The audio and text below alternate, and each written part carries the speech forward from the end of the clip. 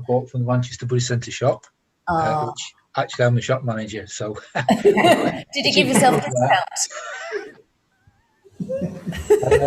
Yeah, what I like to do on a retreat is actually just build up the number of candles each day. So each day is. Wow.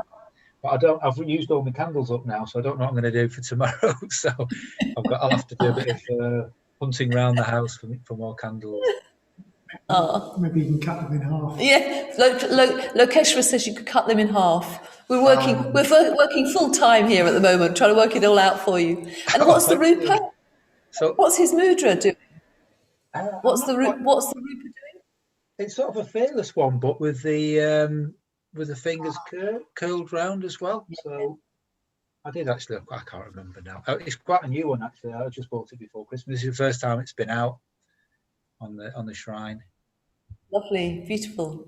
Yeah, and then there's two stupas as well, either side as well. Very red. Yeah, I mean, it helps me feel connected and part of the. Obviously, I want to be in the shrine room with you, but we can't do that yet. One day soon. No. It'd be lovely to have you down here. You and your Manchester boss. Yeah, there's a few of us from Manchester actually. There's quite a few of us. Yeah, on this retreat. That's nice. Well, you got that connection with Ratnaguna, which is great. Of course, yeah. And everyone from Manchester are my friends as well, so that's really nice as well. Mary from Liverpool, who's an honorary. I don't know if you can say someone from Liverpool is an honorary Mancunian. I think that she might take offence at that. No, she wouldn't. She'd be very happy to be part of the Manchester Buddhist Centre, I think. Yeah, I know her. You have to be careful. Yeah. I got myself into trouble once doing something like that. Yeah. Anyway, there's nothing's come up on the chat yet so I think I may have got away with it. She'll be telling me later. Yeah. Good to see all of you arriving, getting warmed up here. Very nice. Polly, is that a hat you've got on, or are you just sitting in front of some strange artwork? It's a hat. It's my hat, It's your hat. That's great. Yeah, we've got a crowd building up in the shrine room here.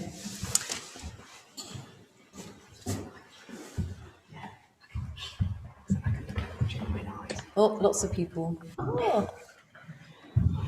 Yeah, nice.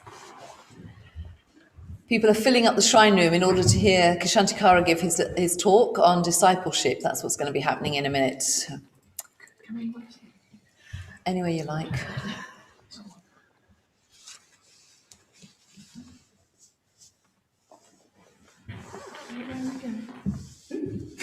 Ksantikara would like us, so we can take a look at us. Yeah. Virginie, are all those boys sorted out for this evening? Yeah, good.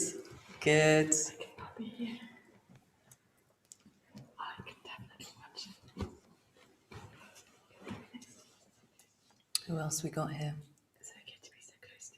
Anyone want to unmute themselves and say hello? Yeah, hi, Sumana. Hello, Sangaketu. Oh. Hello, Sumana. Yeah. How are you doing? Yeah, they'll be pleased to see you. Lokeshwara's behind the TV, just picking out your voices and smiling a lot at you all. Oh, that's good. It's a good sign. Yeah. You keeping well, Sumana?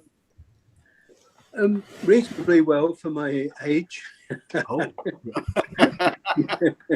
Very good. Some of you will know what I mean. What age is that, Sumana? Do you really want to know? Yeah. 75. Whoa. 75 and a half. You look great on 75. Yeah. Are you still playing your banjo? God, that's amazing. Wow. Impressive.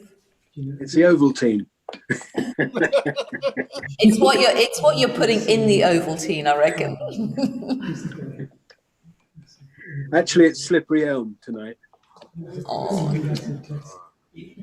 fantastic. And Ruth, I haven't seen you for ages. You still working on websites and all that sort of stuff? No, not anymore. Not anymore. What have No, I manage an open source community and project now. Managing an open source community network. Wow, that's quite good. I'm impressed. I can't even say Still it. techie. Yeah. Still geeky. It took you at least a minute to unmute yourself, so I thought you can't be that techie. It's because I had a cup of tea in my hand and I had to figure out which one, how to not spill it. Oh, you did well then. And I'm on a Multitasking tablet, as well so I at the can same only time. see 4 people at a time, so I have to swipe to see who's talking. Ruth, I have to correct you. When you said you were on a tablet, I thought That's a mug. something earlier. That's a mug of tea.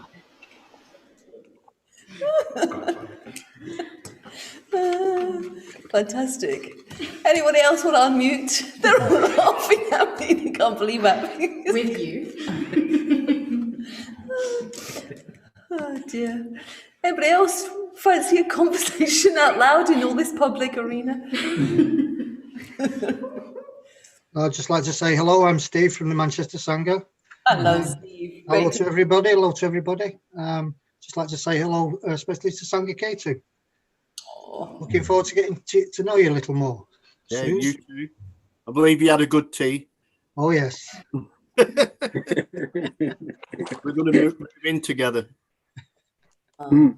I'm looking forward to these good teas. Mm. Mm. Mm. So was that Keith? Do you live up in Blackburn as well? Are you going to be up there, or are you? Although you're from the Manchester centre. Sorry, me, Steve. Steve, Is that to me? Yeah. I live in Charlie at the moment. Okay. Small community with Ratnagita. Yeah, I work at the Manchester Centre in the team as the building manager. Yeah. So. Oh, I didn't know you were a manager. Building well manager. Yeah. Why? Grand. It's all grand, you know, in Manchester. Grand titles. I was going to say, Steve, did you build your house? Because it looks rather palatial at the back there. It's just all smoke and mirrors, that. It's just mirrors. It's plenty of mirrors. It makes the place look. It's all mirrors. Imagine it is. Yes, mirrors. Yeah. My little cave, my little refuge within a refuge. Oh, very nice. I'm afraid we have to stop this now.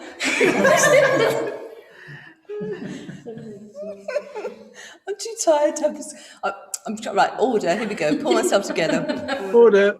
So, yeah, thank you very much. Let's just have a quiet moment while I go and sort of sort myself out, and then Ksantikara can take over and do the serious business of the evening. Yeah, very nice to see you all here.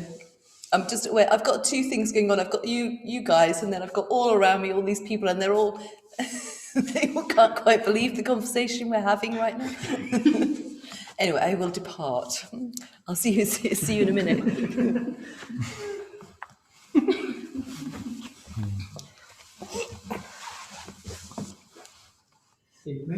Good evening.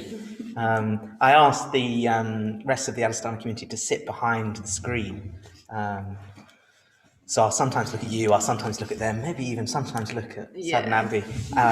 I'm going to speak to you, a bit like Polly did yesterday, personally about the theme of individuality, particularly individuality and discipleship. Sadhanambi asked me to give this talk before I was asked to host the whole evenings. So this evening you just sort of got me giving a talk and then me carrying on, which sort of suits me, actually. And hopefully it'll be okay for you.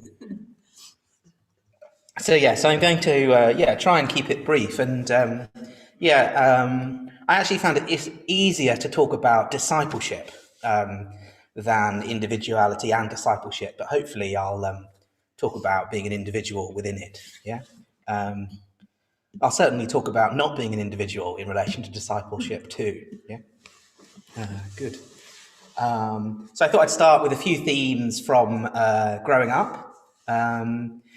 So I'm sort of the Harry Potter generation, yeah, the millennial generation, I suppose, the avocado buying generation, and the Harry Potter generation. I was roughly the age of Harry Potter as it came out in the films, yeah, which is, so I remember going to see the final Harry Potter film on the kind of leavers ball of my sixth form, of the end of my A-levels. We went to that and then we went to our party. So Harry Potter left school and then we left school. And in the film Harry Potter, Dumbledore really takes Harry Potter on. Hopefully most of you know the story or know it enough. It's hard to avoid these days. Dumbledore really takes Harry Potter on. An older man, a wise man, in this case literally a wizard, takes on a younger man who could be like him. In fact, in the story, kind of needs to become sort of powerful and wise like Dumbledore in order to kind of save everything. Yeah, and I just remember reading the story and being just as interested in Dumbledore as I was Harry Potter. I could relate to Harry Potter, and I wanted someone in my life a bit like Dumbledore, someone who could sort of guide me or teach me magic. Like many people, children of my generation, I did sort of wait on my 11th birthday for the letter inviting me to Hogwarts. Yeah, it was sort of that real. Yeah. You know about Father Christmas, don't you? Yeah, I know. Yeah, I know. I've realised since it's a story, but a good one.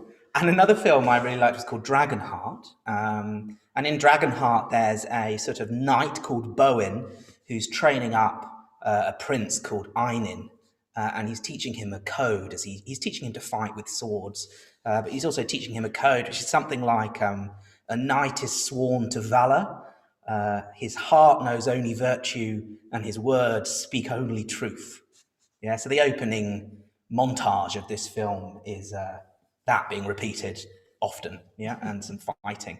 In that case, actually, Einin the prince doesn't take on the code, and later on in the film is the baddie. And so Bowen and Einin get to have a fight, which is brilliant. You know, the disciple and the student having a fight. That's just what you want, at least in a film. Yeah. So this kind of theme of discipleship, I remember being interested in it as a kid. That wouldn't be what I called it, I suppose. And in my teenage years, while still interested in Harry Potter, my quest for meaning had gone a bit further, and I was regularly attending church and doing something called an Alpha course, which is sort of like a 6 or 8 week What is Life For course. I'm actually quite keen to see Triratna put on something like an Alpha course. It's very, very good model, just to drop that in. And I was doing that, and I got really interested in Christ and his disciples, this band of men, this band of brothers gathering around an ideal and a leader. I found that really sort of exciting, much more exciting than everything else they were saying, just the kind of images of the disciples. And I remember at the time trying to talk to some friends about it, and the way I would talk about Christianity and Christ and the disciples is the way they would talk about FIFA and Football Manager on preferably the PlayStation, if my friends, anyway, I think Xbox wasn't so good. But they definitely had a kind of like disciple-like relationship to Football Manager. Definitely they were stalwart followers of EA games, yeah? So I just remember this theme of what we were loyal to being a theme of even my teenage years. And then when I was at university, I was studying to be a theatre producer. So I'm just sort of quickly telling you my sort of childhood and teen years. And when I was at university, I was trained to be a theatre producer, and I went for an internship for 4 months in one of my university summers to a company called The Corner Shop. And there they do public relations for most of the West End. It was so exciting. And there was a woman there called Claire Chamberlain, who I just really looked up to. I still do a bit, actually. I've got glasses just like her, Got glasses just like Claire Chamberlain. And I really like writing in moleskin notebooks that are sort of A5 size and squared. Because Claire did that, yeah? I just thought, gosh, top of her game. Everybody wants to know what Claire Chamberlain thinks of your show. She can get the press to write whatever you want. And I just thought, I want to be Claire's disciple, yeah? Again, I wouldn't have used the word disciple, but I really thought after university I would write to her. And she did say, you know, when you finish university, come and work for me if you want. You can sort of be my assistant. It was very, yeah, I really thought I was going to do that. As it happens, in my final year of university, I was becoming quite disillusioned with theatre, and I was having to write a 10-year career plan, and it was a 10-year version of my life that didn't look very attractive, and I ended up at the London Buddhist Centre. Yeah, I ended up at the London Buddhist Centre. So I didn't actually ever go and work for Claire Chamberlain in the end, but I've just sort of kept her style of glasses and stationery. And so, yeah, so then I come to the London Buddhist Centre about 7 years ago. I was 21. Well, actually, I was definitely I was going to say ripe for it, which that is what I mean, but it sounds a bit dubious, doesn't it, these days with sort of safeguarding and whatnot, but I was sort of ripe for the picking, yeah? I was definitely sort of susceptible, or we could say receptive if we were being more positive, yeah? I was definitely receptive, and it wasn't long before, I was getting really involved. And, I met a man called Vidyadharma who would later ordain me about 6 years later, and I'll say a little bit more about him in a minute. But one thing that Vidyadharma suggested I did was come and live in Sakavati, the men's community at the London Buddhist Centre. And it was just for a month while someone was away in India. And there wasn't any rooms available for me to stay. But I was really desperate to stay in Sakavati. And a man called Deva Mitra, who at this point, I was 23, I think he was 67, something like that. It was quite a big age gap. He'd met me, I'd been living with him for 2 weeks, and he said, if you'd like to stay, there's a bunk bed in my room. Why don't we share a room? I really love sharing rooms. No one wants to share with me anymore because I'm old and a bit weird and eccentric. But it would be a way for you to get to live here. And I was pretty keen to live there, and I thought David Mitra, although eccentric, was sweet. And so I shared a room with David Mitra for only about 2 months in the end, 2.5 months, and then a room came up. And I was sort of thinking of people I look up to when I was thinking about discipleship or Kalyana Mitrata or individuality. And I definitely look up to David Mitra. He's definitely a really close friend of mine. Although we only shared a room very briefly, we remained very close and still do, actually. In fact, he's called me most days for the last couple of days, and I've been meaning to call him back, so I might be in trouble. Well, one of the things I thought was relevant to this talk about David Mitra is I really do think that he's a disciple. To Bhante, to Sangharakshita, but also to the Buddha. Sometimes I find him quite a frustrating friend to talk to because if it doesn't fit into one of those two sort of streams, the Buddha or Bhante, it can be a bit difficult to get the conversation going. It needs to we either need to be talking about something that Sangharakshita said, it's fine if I disagree, but we need to be in relation to it, or I need to be talking about something the Buddha said. Yeah. So he's like a fiercely loyal disciple, which I think actually is one of the reasons he's so, people think of him as so eccentric, and maybe even a bit difficult, actually. He's sort of very fiercely a disciple. But I was thinking that, I was hesitating calling myself a disciple of David Mitra. But the reason I was hesitating about that is because I feel very close to him. Yeah, I feel like we're just friends, David Mitra and I, partly because we shared a room so early on. I don't know why, but we're just very close. So I was sort of hesitant to call myself a disciple of his. But actually, I then sort of thought it through a bit further, and maybe that is a version of discipleship, a more mature version. I definitely look up to him. I definitely sort of want to be like him, not completely, but certainly in his positive qualities. And I also really want to have his loyalty to something, loyalty to something. And I hope that loyalty could be to the Buddha like his is. Yeah, I've got another sort of example of discipleship in regards to David Mitra, and it didn't take long for me living in Scarvity for David Mitra to insist that I needed to refine my cultural inputs. Yeah, Netflix was not the place to be going. Rom-coms were no longer allowed. I needed to be listening to Beethoven and reading Jane Austen and Thomas Hardy. Yeah, it was crucial. And I really wanted David Mitra to sort of like me. So I started listening to loads of Beethoven and I read loads of Jane Austen. And one year I read all of the Bronte novels. I do now really enjoy listening to Beethoven, and I am glad I read the Bronte novels, but I did pretty much do it because I thought that was the requirement for him to like me, yeah?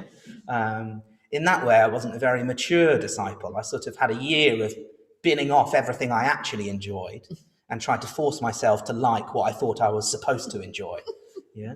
And a few years later, I've actually looped back round to enjoying Beethoven and the Bronte novels, yeah? But I thought that was a good example of actually, David Mitra was trying to teach me something important, and I'm glad I went along with it, but I also sort of forced it a bit, and it wasn't sustainable. Yeah. So another friend of mine from the London Buddhist Centre is Maitreya Bandhu. Imagine some of you will know these figures, Maitreya Bandhu and David Mitra.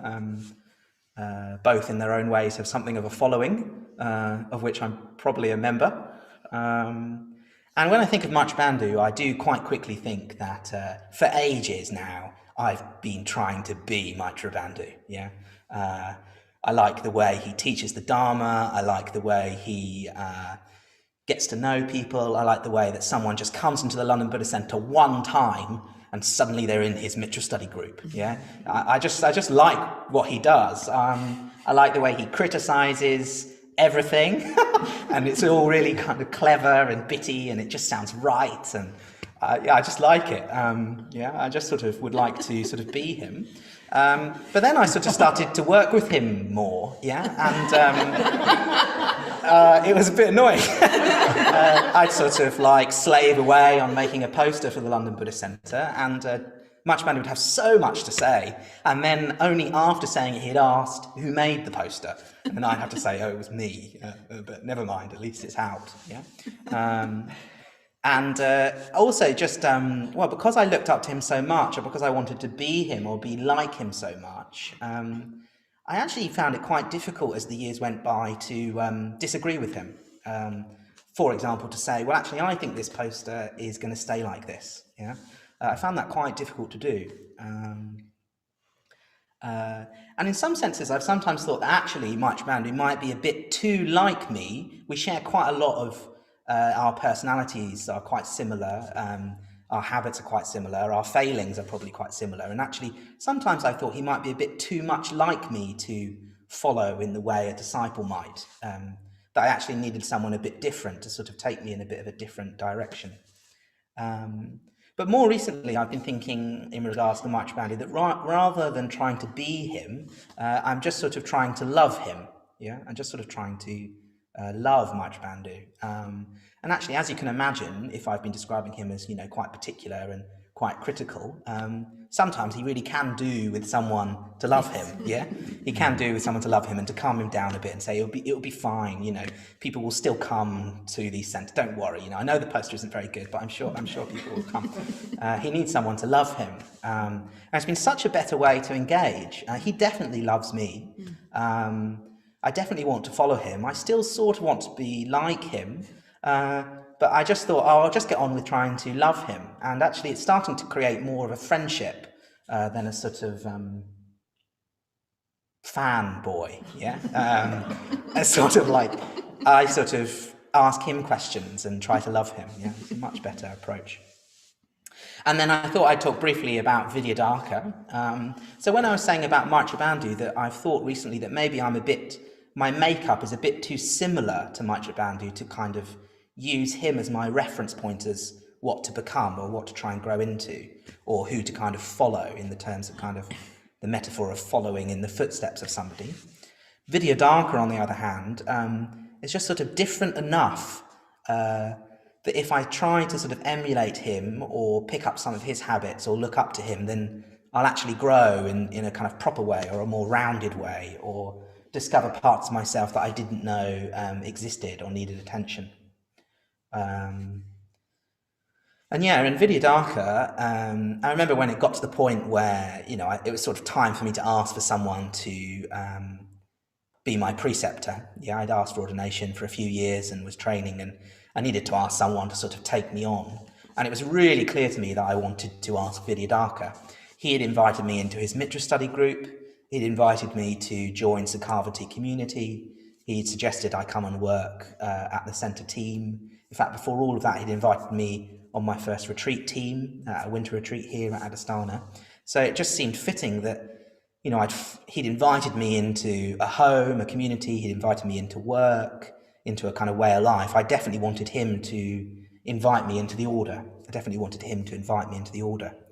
And already I'm finding it easier to sort of say, oh, well, I do feel myself to be a disciple of Vidyadhaka. Yeah, there's something sort of heartfelt about it. He didn't need to take so much time to get to know me. He didn't need to invite me to all those things, but he did, and he's sort of changed my life. And I haven't, well, in terms of financially, sometimes in terms of even giving him time, I haven't given him that much in return. So it sort of becomes quite easy for me to think of myself as a disciple, do you see? I mean, there isn't much, just sort of seems clear. I'm following the man. I'm following in his footsteps. Yeah. Likewise, it's taken me quite a few years to start to tell Vidyadhaka what I really think about things. He'd sort of suggest something, or I'd ask a question, and if I felt a bit resistant, I'd sort of go, yes, yeah, the line I would say is, yes, that's very helpful.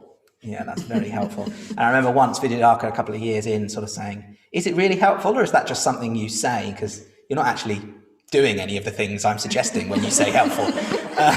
And it was at that point where I was like, yeah, actually, I don't want to do those things. And then at that point, we started again to become more like friends. But yeah, it took me a long time to want anything other than approval from him or something, and thinking that the way to get approval would be kind of doing what he did or what he suggested. I was reflecting on it a bit in writing this talk, and actually quite often I was sort of, I didn't even know what, it wasn't that he was telling me what he thought I should do. I was just inferring, I guess psychological term would be projecting or something, but I was just sort of inferring what I thought he wanted of me, and then getting really tense as I tried to do it. And a few times I checked with him, particularly in retrospect, and he was like, I never suggested you did that. I mean, I literally never said that. And I'd be like, oh yeah, I just sort of assumed or picked up or made it up completely, and then got annoyed at you for forcing me to do something that you never said and I never checked out. Yeah? So it's a difficult business. Exactly. Yeah. It's a difficult business.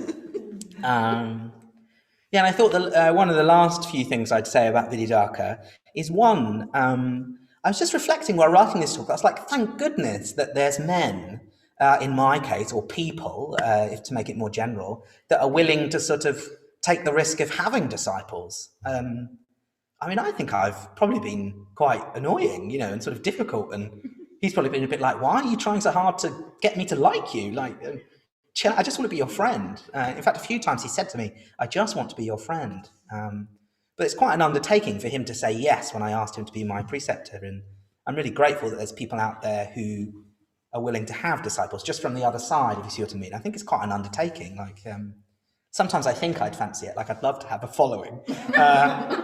But to have a following that you're really inviting into a spirit of friendship and eventually inviting into an order and a way of life, I think that's it's certainly been, well, I think it's been quite an undertaking for him.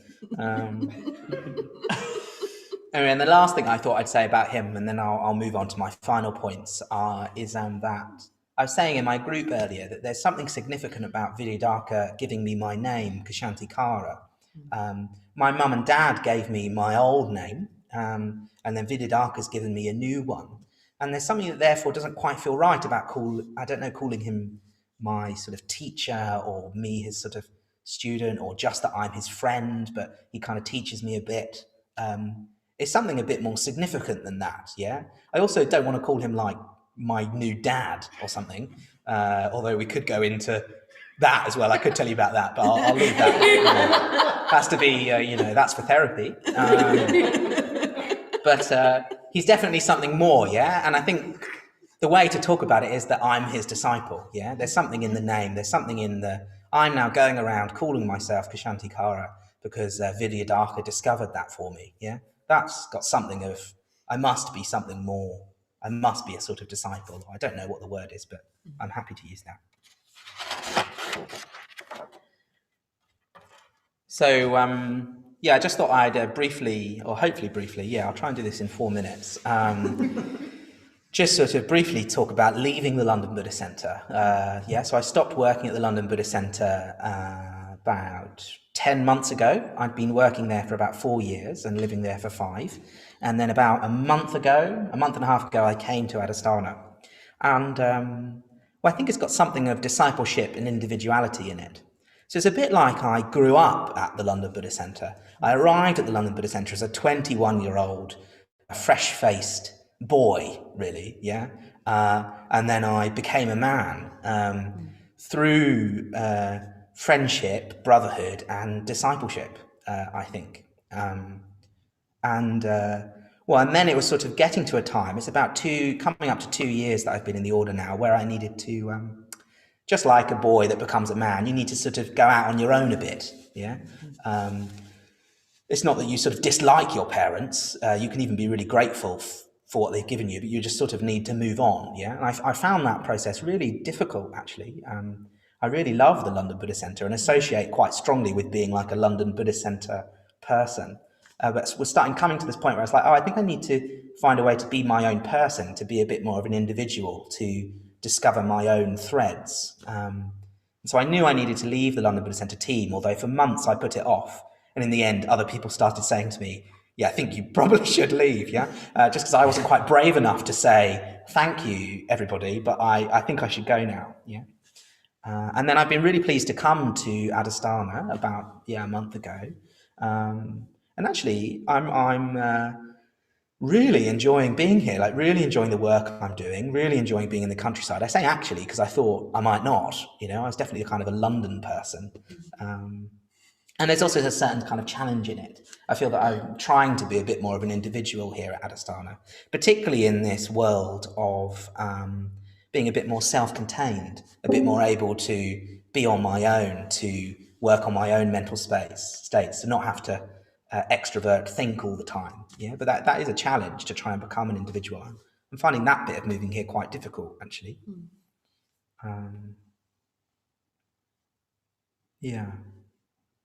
I think one thing about that leaving of the London Buddhist Centre is, I think, like sometimes I noticed I was in meetings. I was working there at the London Buddhist Centre. I was in meetings, and I was not quite saying what I was very rarely saying what I actually thought.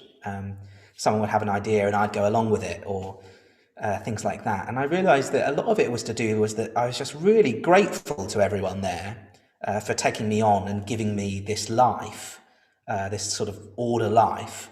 And that gratitude sort of prevented me from speaking my mind. It's almost like I felt this, to be an individual and to be grateful was a difficult thing to do at the same time. Like, to be a bit like when you're a teenager and you sort of lash out at your parents. It's a bit sort of like, it's quite difficult to be grateful and to kind of form your own world.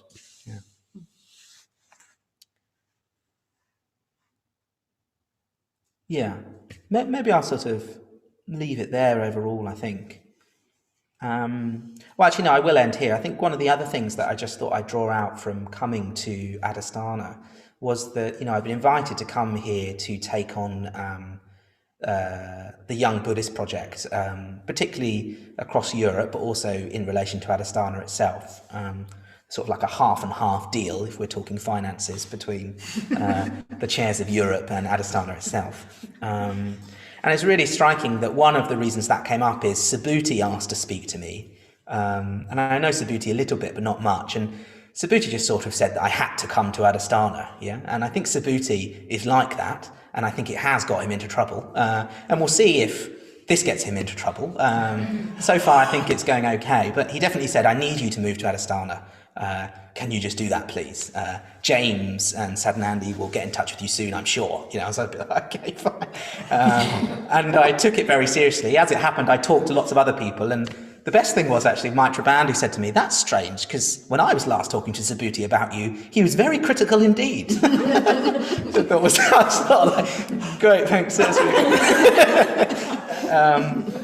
But in the end, there was something of that calling of Subhuti, actually. Subhuti's something of, I did meet Bhante, I did meet Sangharajita, but I have gone a lot to Subhuti's talks, and I do feel like he's something of a kind of teacher, something of that kind of bigger capital T teacher, and I do feel myself somehow to be a bit of a disciple of him, I guess, or at least of Bhante behind him. And so I did take it seriously when he said something. And I did think that even wanting to come here to run this Young Buddhist project, and particularly to try and connect people in their 20s with this way of life, this order, and with Sangharajita, with Bhante's order, there's definitely something of discipleship in that. I guess I'd call myself a disciple of Bhante. I guess, yeah, I probably would, but particularly in my actions or what I'm trying to do with my life, that does seem to be what I'm doing. Anyway, so I thought I'd end by showing you a picture. This picture was made for me by a friend of mine called Joseph. He did a Mitra study project on me, and particularly he did a kind of Mitra study project on Ksantikara's lineage, yeah? And so he made this picture, which has me, that's me there, Ksantikara, and that's Vidyadhaka. And then Vidyadhaka was ordained by Mitra Bandhu, who was ordained by Suvadra, who's ordained by Bhante, yeah? Isn't it a lovely thing? Yeah. And then he printed it off for me, and I have this above my desk, yeah? So you kind of got this lovely lineage of discipleship. It's such good men, isn't it? Like, I won't include me, but such good men. Yeah. Do you have your own refuge tree as well? Yeah, no, I should. Yeah, the refuge tree will come. Yeah. Good. So yeah, that's enough from me. That's a few of my thoughts on discipleship. So once again, let's take 2 minutes to regroup ourselves, and you'll see me again in a minute to do a puja. Fantastic. Thank you very much.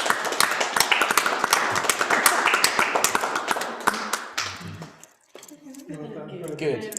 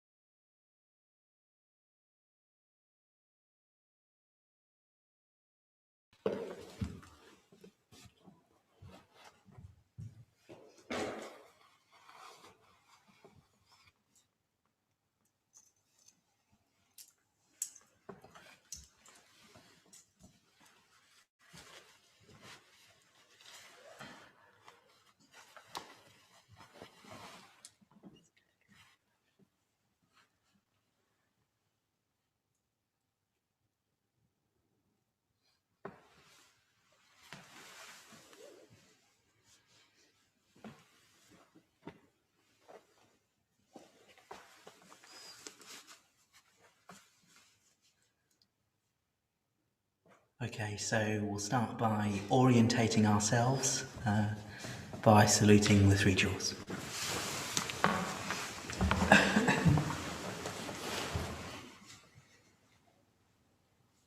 Namo Buddhaya.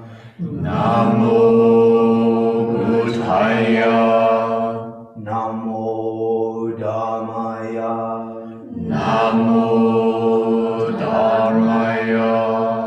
Namo Sanghaya. Namo Sanghaya. Namo Nama. Namo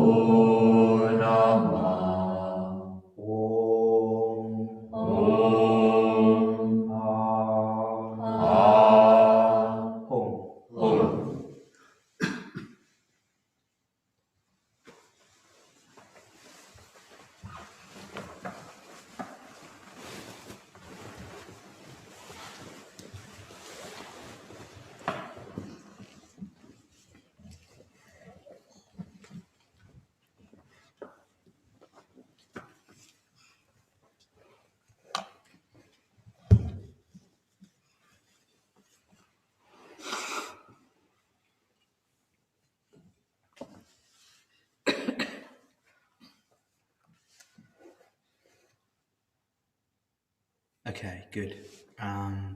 So we will once again do a threefold puja together. Is everything working as it should, Patrick, do you think? Yeah.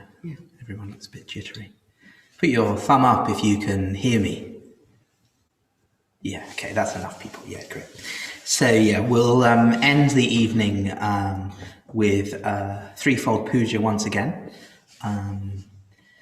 I'll start with well, it's not a reading from Bante's memoir this evening. I believe it's from some writing he did. In fact, I know it's from some writing he did at Adhisthana, but it's sort of autobiographical enough. Yes, it's almost a memoir at least.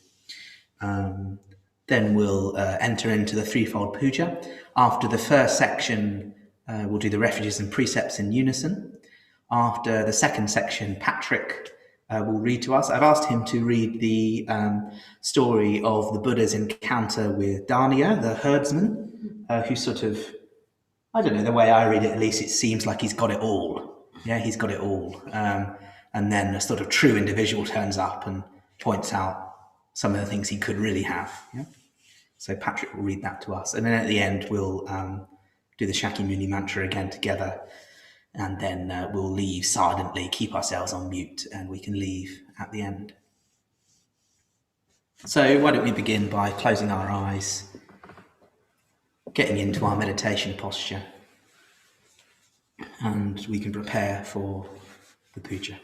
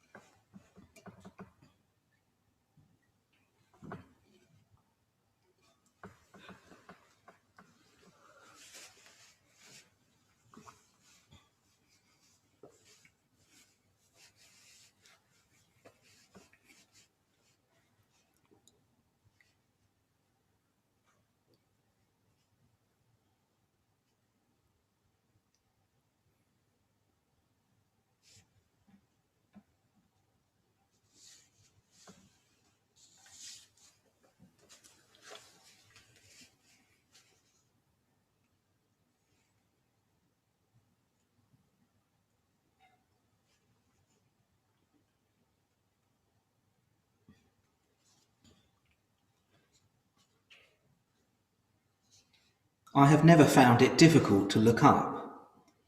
As a boy, I looked up to such heroes as Alfred the Great, Robin Hood, and Sir Walter Raleigh, as well as to the gods and heroes of ancient Greece and Scandinavia. Later on, I was to enjoy Carlyle's Heroes and Heroes Worship, although not all his heroes were mine. In my teen years, I discovered the painters, sculptors, and architects of the Italian Renaissance, some of whom seemed to tower over ordinary humanity. I also discovered the great poets and playwrights of my own country, as well as its great prose writers of both sexes. To all these I looked up with admiration, wonder, and delight, rejoicing that such individuals had lived and worked among us, and that the products of their genius were still available to us. It was in my teen years, too, that I extended my horizon beyond Europe to take in the wise men of Asia, and especially the Buddha, whom I came to see not just as a historical figure, but as the embodiment of ultimate reality. I came to look up not only to the Buddha and to his Dharma and his enlightened disciples, but also to those religious geniuses who in India, China, and Tibet had helped to bring out the significance of certain aspects of his teaching. Nearer home, I looked up to and still look up to my personal teachers, honouring and respecting them as best I can in my own life and teaching. I look up to Jagdish Kashyap, who taught me Pali and Abhidharma. I look up to Chachal Senje Dorje, who gave me the Green Tara initiation. I look up to Kachu Rinpoche, who gave me the Padmasambhava sadhana. I look up to Jamyang Khyentse Rinpoche, who initiated me into the sadhanas of Manjughosha, Avalokiteshvara, Vajrapani, and Green Tara. I look up to Dujon Rinpoche, who initiated me into the Vajrasattva sadhana. I look up to Dado Rinpoche, who initiated me into the White Tara sadhana and gave me the Bodhisattva precepts. I look up to Dilgo Khyentse Rinpoche, who introduced me to the Yellow Jambula, to White Tara, and to Karukula. To Yogi Chen too I look up, who shared with me the treasures of Vajrayana and Chan. I look up to all these compassionate teachers, whose influence has entered into my life and through me has entered into the life of the Triratna Buddhist order. To them do I look up with devotion and endless gratitude.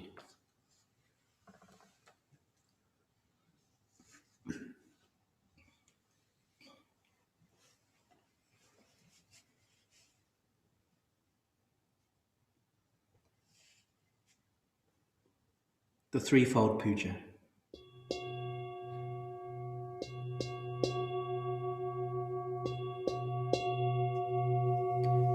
Opening reverence. We reverence the Buddha. We reverence the Buddha. The perfectly enlightened one. The perfectly enlightened one. The shower of the way. The shower of the way. We reverence the Dharma. We reverence the Dharma. The teaching of the Buddha. The teaching of the Buddha. Which leads from darkness to light. Which leads from darkness to light. We reverence the Sangha. We reverence the Sangha. The fellowship of the Buddha's disciples. The fellowship of the Buddha's disciples. That inspires and guides. That inspires and guides. The refuges and precepts in unison. Namo tassa bhagavato arahato samma sambuddhassa. Namo tassa bhagavato arahato samma sambuddhassa. Namo tassa bhagavato arahato samma sambuddhassa. Buddhang saranang gacchami, dhammang saranang gacchami, sanghang saranang gacchami. Dutiyampi buddhang saranang gacchami, Dutiyampi Dharmang Saranang Gacchami. Dutiyampi Sanghang Saranang Gacchami. Tatiyampi Buddhang Saranang Gacchami. Tatiyampi Dhammang Saranang Gacchami. Tatiyampi Sanghang Saranang Gacchami. Panatipata Veramani Sikkhapadam Samadhiyami. Adinadana Veramani Sikkhapadam Samadhiyami. Kamesu Mechachara Veramani Sikkhapadam Samadhiyami. Musavada Veramani Sikkhapadam Samadhiyami. Suramerya Majja Pamadatana Veramani Sikkhapadam Samadhiyami. Sadhu, sadhu, sadhu. With deeds of loving kindness, I purify my body. With open-handed generosity, I purify my body. With stillness, simplicity, and contentment, I purify my body. With truthful communication, I purify my speech. With mindfulness clear and radiant, I purify my mind.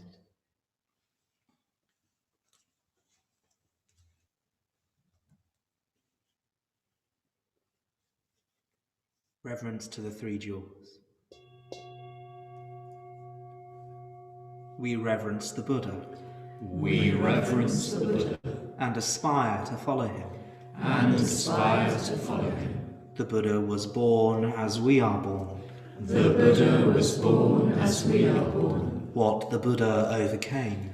What the Buddha overcame. We too can overcome. We too can overcome. What the Buddha attained. What the Buddha attained. We too can attain. We too can attain. We reverence the Dharma. We reverence the Dharma. And aspire to follow it. And aspire to follow it. With body, speech and mind. With body, speech and mind. Until the end. Until the end. The truth in all its aspects. The truth in all its aspects. The path in all its stages. The path in all its stages. We aspire to study. We aspire to study. Practice. Practice. Realize. Realize. We reverence the Sangha. We reverence the Sangha. And aspire to follow it. And aspire to follow it. The fellowship of those. The fellowship of those. Who tread the way. Who tread the way. As one by one. As one by one. We make our own commitment. We make our own commitment. An ever-widening circle. An ever-widening circle. The Sangha grows. The Sangha grows.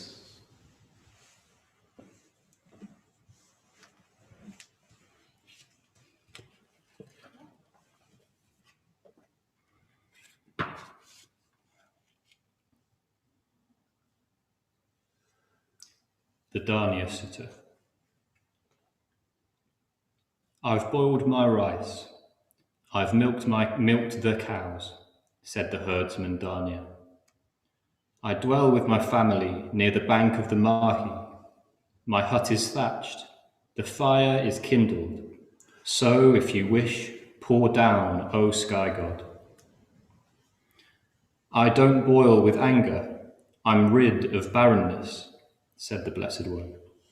I dwell one night near the bank of the Mahi, my hut open, my fire extinguished. So if you wish, pour down, O sky god. No gadflies or mosquitoes are found, said the herdsman Danya. The cows roam in the meadow, lush with grass. They can endure the rain when it comes. So if you wish, pour down, O sky god. I made a raft that is well constructed, said the Blessed One. I have crossed, gone beyond, escaped the flood. I have no more need for a raft. So if you wish, pour down, O sky god. My wife is obedient, not wanton, said the herdsman Danya. Living together with me long, she is agreeable, and I do not hear any evil about her. So if you wish, pour down, O sky god. My mind is obedient, liberated, said the Blessed One. It's been long nurtured and well tamed. Further, no evil is found in me. So if you wish, pour down, O sky god. I am employed by myself, said the herdsman Danya, and my children, living close by, are healthy. I do not hear any evil about them.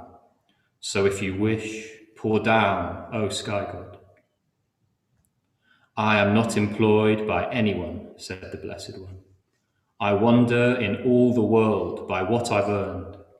I have no need at all for wages. So if you wish, pour down, O sky god. There are cows and suckling calves, said the herdsman Danya. There are cows with calf and breeding cows. There is also a bull, chief of cattle, here. So if you wish, pour down, O sky god. There are no cows or suckling calves, said the Blessed One. No cows with calf or breeding cows. There's not even a bull, chief of cattle, here. So if you wish, pour down, O sky god. The stakes are planted, unshakable, said the herdsman Danya. The munja grass halters are new and well shaped. Not even the sucklings can break them. So if you wish, pour down, O sky god. Like a bull, I have cut through the bonds, said the Blessed One. Like an elephant, I have sundered the rotten creeper. I will never again come to the bed of the womb. So if you wish, pour down, O sky god. Filling the lowland and highland, at once a great cloud poured down rain. Having heard the rain falling, Danya spoke about this matter. It is indeed no small gain for us that we have seen the Blessed One. We approach you as a refuge, one with vision. Be our teacher, great Muni. My wife and I, obedient, would lead the spiritual life under the Fortunate One. Gone beyond birth and death, we would make an end of suffering. One who has sons delights because of sons, said Mara, the evil one. One with cattle delights because of cattle. For acquisitions are a man's delight. Without acquisitions, one does not delight. One who has sons sorrows because of sons, said the Blessed One. One with cattle likewise sorrows because of cattle. For acquisitions are a man's sorrow. Without acquisitions, one does not sorrow.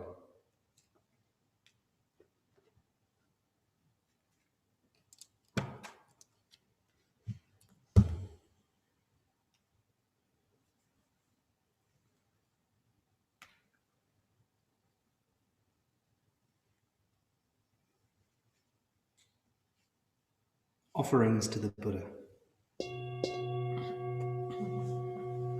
Reverencing the Buddha. Reverencing the Buddha. We offer flowers. We offer flowers. Flowers that today are fresh and sweetly blooming. Flowers that today are fresh and sweetly blooming. Flowers that tomorrow are faded and fallen. Flowers that tomorrow are faded and fallen. Our bodies too, like flowers, Our bodies too, like flowers, will pass away. will pass away. Reverencing the Buddha, Reverencing the Buddha, we offer candles. we offer candles. To him who is the light, To him who is the light, we offer light. we offer light. From his greater lamp, From his greater lamp, a lesser lamp we light within us. a lesser lamp we light within us. The lamp of Bodhi, The lamp of Bodhi, shining within our hearts. shining within our hearts. Reverencing the Buddha, Reverencing the Buddha, we offer incense. we offer incense. Incense whose fragrance pervades the air. Incense whose fragrance pervades the air. The fragrance of the perfect life. The fragrance of the perfect life. Sweeter than incense. Sweeter than incense. Spreads in all directions. Spreads in all directions. Throughout the world. Throughout the world.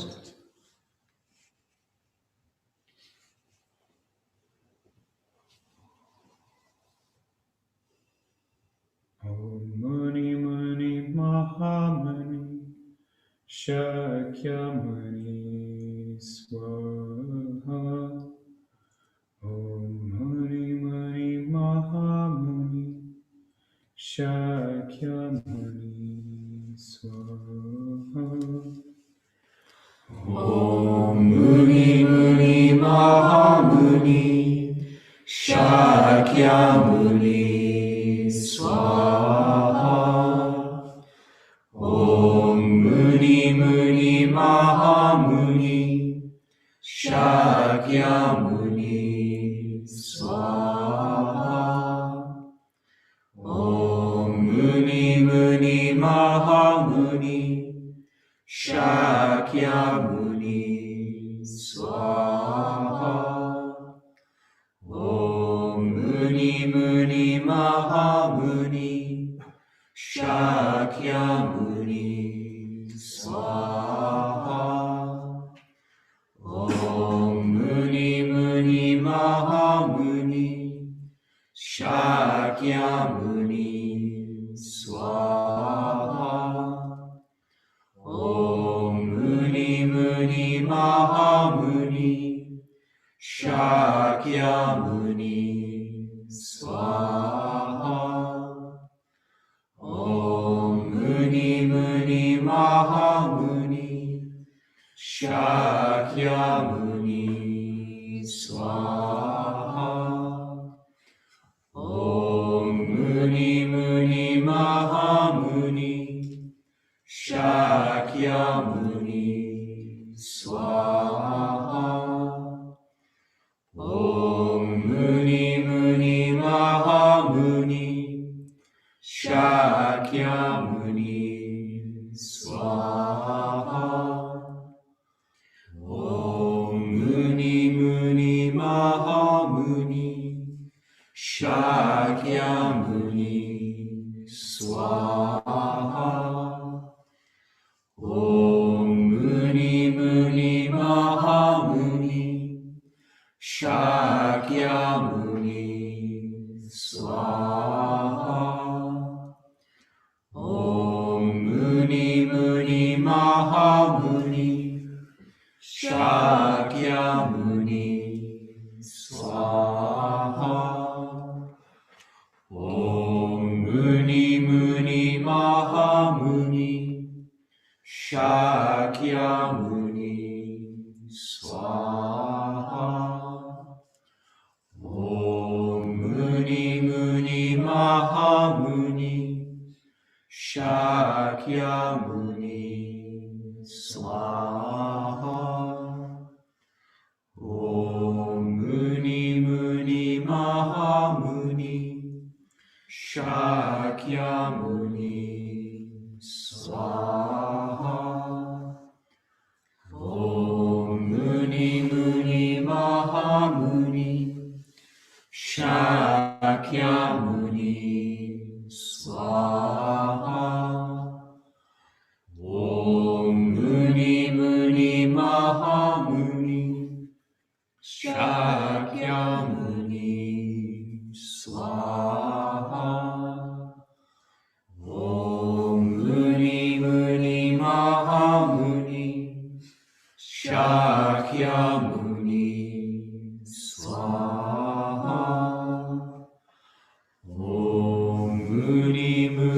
Mahamuni Shakyamuni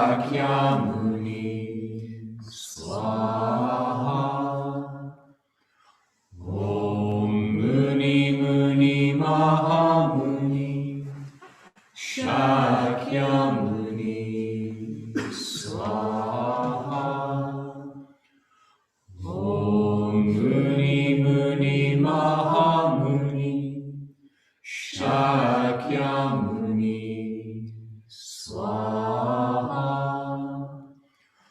Om Muni Muni Mahamuni Shakyamuni Swaha.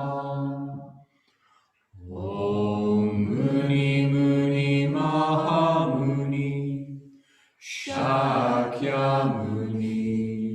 Swaha. Om Muni Muni Mahamuni Shakyamuni Swaha. Om Muni Muni Mahamuni Shakyamuni Swaha. Om Muni Muni Mahamuni Shakyamuni Swaha. Om Muni Muni Mahamuni Shakyamuni Swaha. Om Muni Muni Mahamuni